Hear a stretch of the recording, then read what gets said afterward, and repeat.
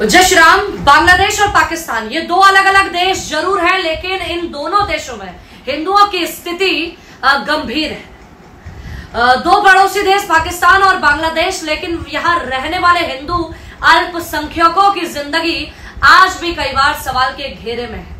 आज हम जानने की कोशिश करते हैं कि इन देशों में हिंदुओं की स्थिति कैसी है और अंतर्राष्ट्रीय समुदाय ने अब तक क्या किया है।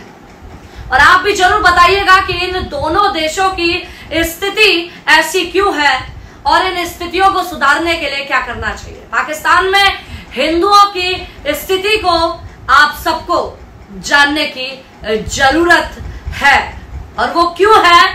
क्योंकि आए दिन चाहे वो बांग्लादेश हो या पाकिस्तान हो, हिंदुओं की स्थिति में कोई भी इन दोनों ही देशों में डिफरेंस नहीं है। पाकिस्तान में कुल जनसंख्या लगभग 1.85% हिंदू है, लेकिन अक्सर रिपोर्ट आती है कि जबरन धर्म परिवर्तन करवा दिया या मंदिरों को नुकसान पहुंचाया या हिंदू लड़कियों को जबरन लोग उठा के ले गए, उनका अपहरण कर दिया, चाहे वो बांग्लादेश हो या फिर पाकिस्तान। इन दोनों ही देशों में हिंदुओं के साथ यही होता आया है।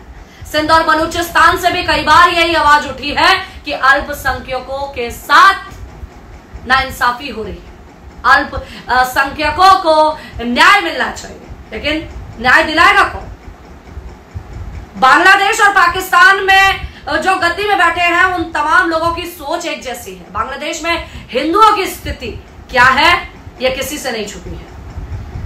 बीते दिन बहुत सारी वीडियो सर्कुलेट हो रही थी जिसमें हिंदुओं की स्थिति ऐसी थी कि हिंदुओं को मारकर सामने ही पेड़ में लटका दिया जा रहा था। कोई भी किसी के पास हिम्मत नहीं थी कि वो उन हिंदुओं को छुड़ा पाए। हिंदुओं के घर जलाए गए, हिंदू बहन बेटियों को उठाया गया, उनसे जबरन बलात्कार किया गया।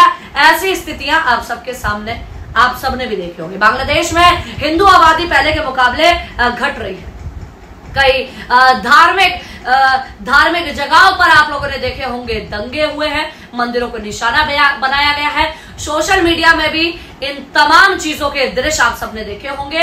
वीडियोस वायरल हो रही थी जिनमें हमलों की तस्वीरें भी थी, लेकिन बांग्लादेश सरकार कई बार कह रही है कि वहां सभी नागरिक सुरक्षित हैं, लेकिन कितने सुरक्षित हैं ये हम और आपसे कभी छुपे नहीं हैं। पाकिस्तान में तो जब कोरोना काल में अनाज बंट रहा था तो ये देखकर बटा गया कि कौन हिंदू है और कौन मुसलमान है।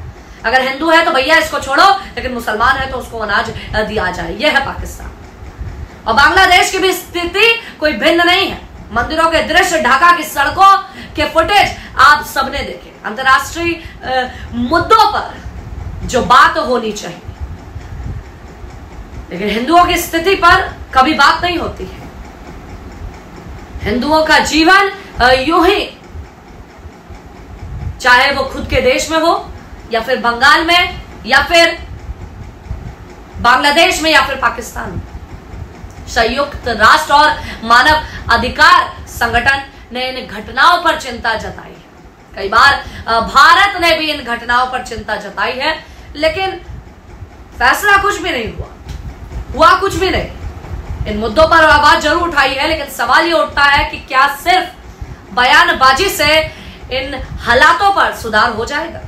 क्या हिंदुओं की स्थिति इन बयानों के आधार पर सही हो जाएगी? क्या हिंदुओं के साथ जो अत्याचार हो रहा है, क्या बयानबाजी से सब सही हो जाएगा? जवाब आपको देना है और सोचना आपको है।